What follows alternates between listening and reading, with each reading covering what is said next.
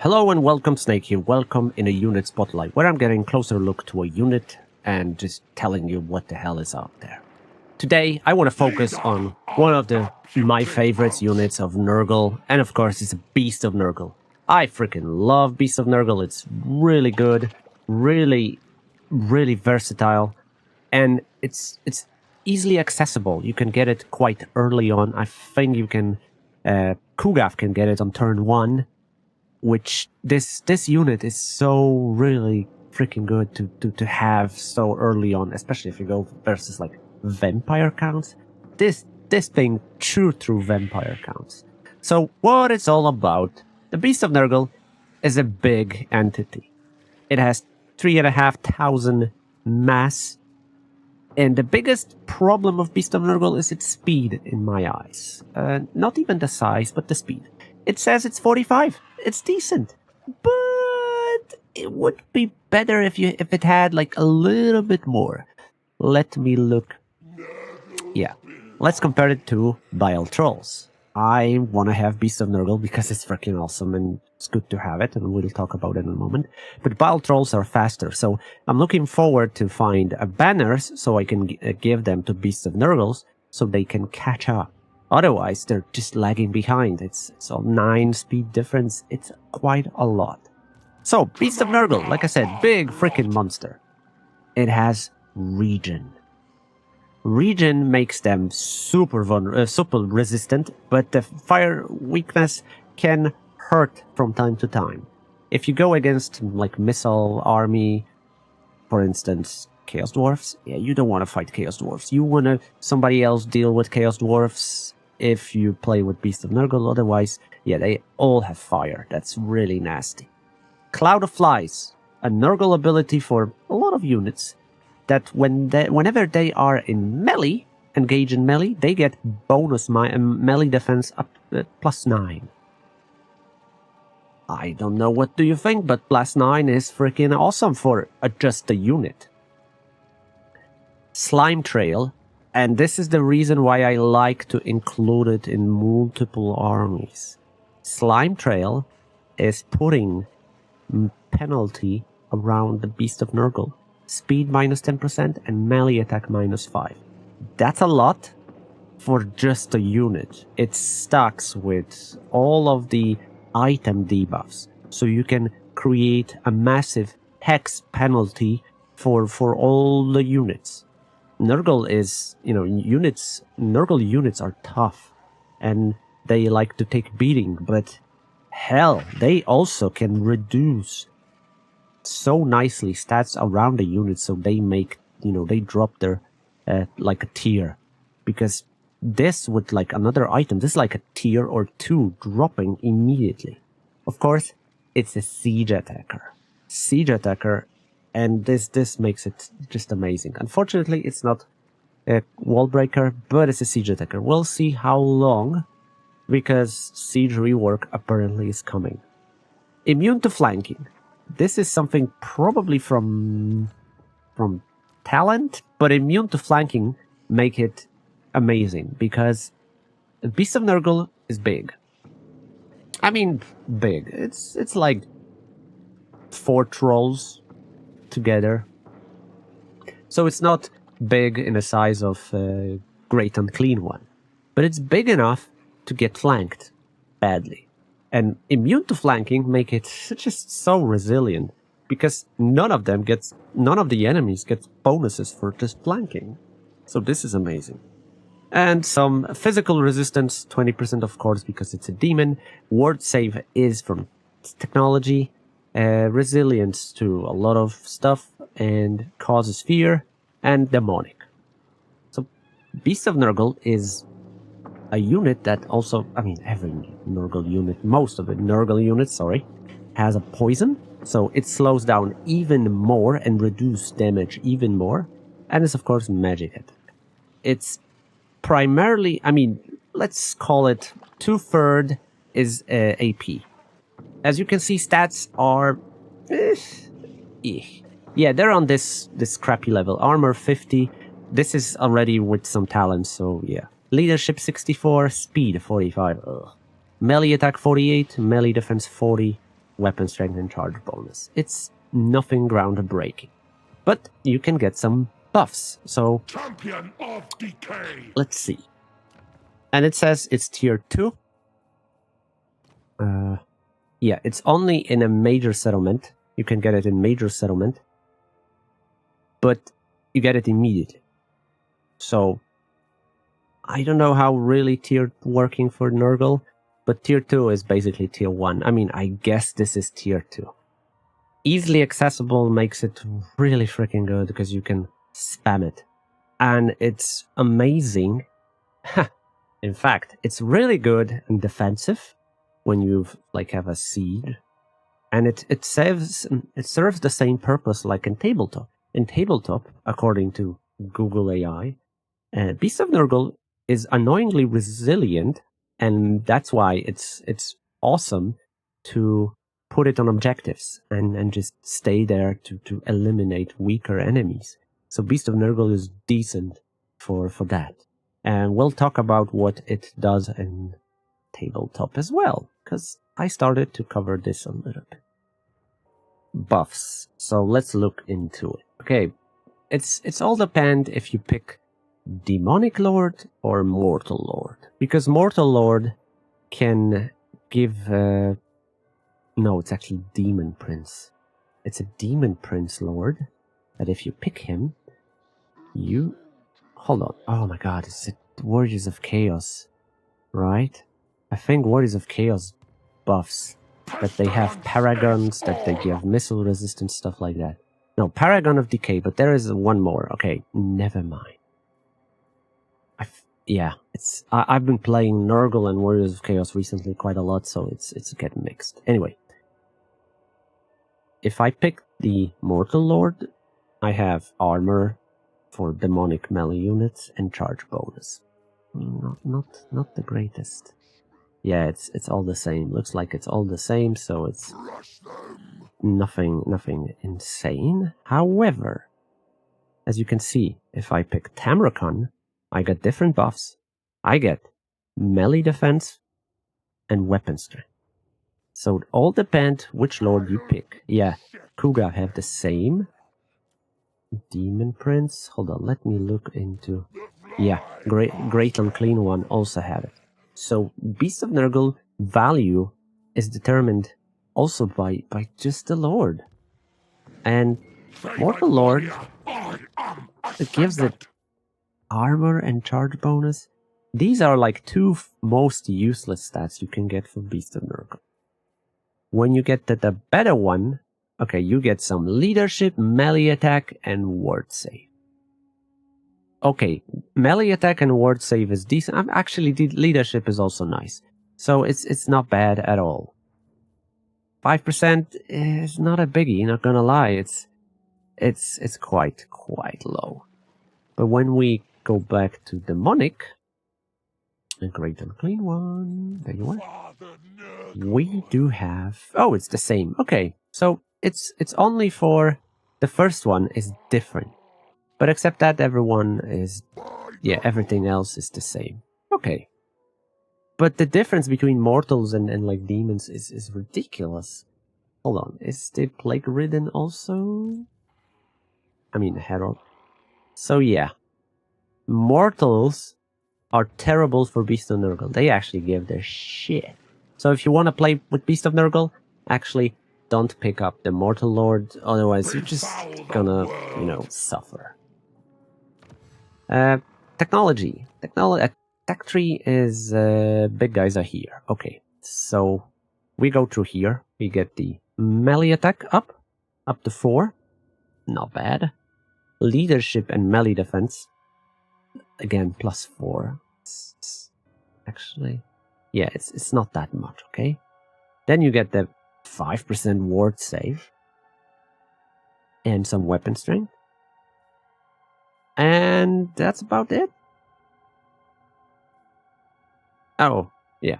That's about it. That's about it from technology for Beasts of Nurgle. Unfortunately. Yeah, the tech is not like groundbreaking for these units. It's barely anything. But there is, with Tamrakon edition, you get the Grumcore Treehorn. This is the legendary hero. Herald, I mean champion, whatever. And he does have nice abilities for Beast of Nurgle. One is giving weapon strength and charge. I mean, charge bonus is dog shit for Beast of Nurgle, but it's usable, okay? Weapon strength and charge bonus. They purposely made it like so weak. And then you get physical resistance and armor. And just look at the stats. Beasts of Nurgle have 20% base physical resistance, right? 5% from technology or ward save. Another 5% from talent.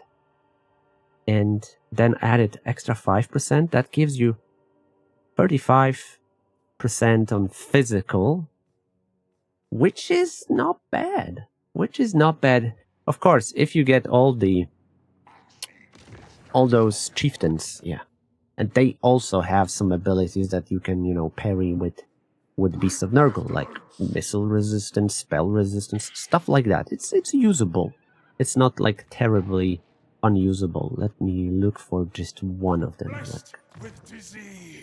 He actually doesn't have much. Oh yeah, missile resistance heroes army, okay? It's not a lot, but always something. If you want to have decent Beast of Nurgle army, look yourself for a hero with Frenzied Assault. It can be Kargan, but also it can be Mournhall or Norscan Skinwolves, the heroes. And yeah, that would be awesome to buff it. To be honest, actually not any, but some Norscan heroes would absolutely help you out, because they are like really good with parrying out the things. Also, if you manage to get yourself some corn stuff, it's also great for Beasts of Nurgles, like Blood Shrine. Yeah, Blood Shrine is decent because it gives you missile resistance, or Chaos War Shrine. Yeah, Corn War Shrine is so good, because Chaos War Shrine... Oh, it doesn't show. Damn it. Chaos War Shrine gives a ward save. When it's charged up, it gives ward save. So you want to have Corn Hero or War Shrine. So that's why I went for a military alliance with Arbol. So I can try to get myself a Corn War Shrine to charge up the Beast of Nurgles, because this will make them so much tougher. Of course, when you want to have army with Beast of Nurgle, I highly recommend Exalted Hero of Nurgle, because you give them stand or die.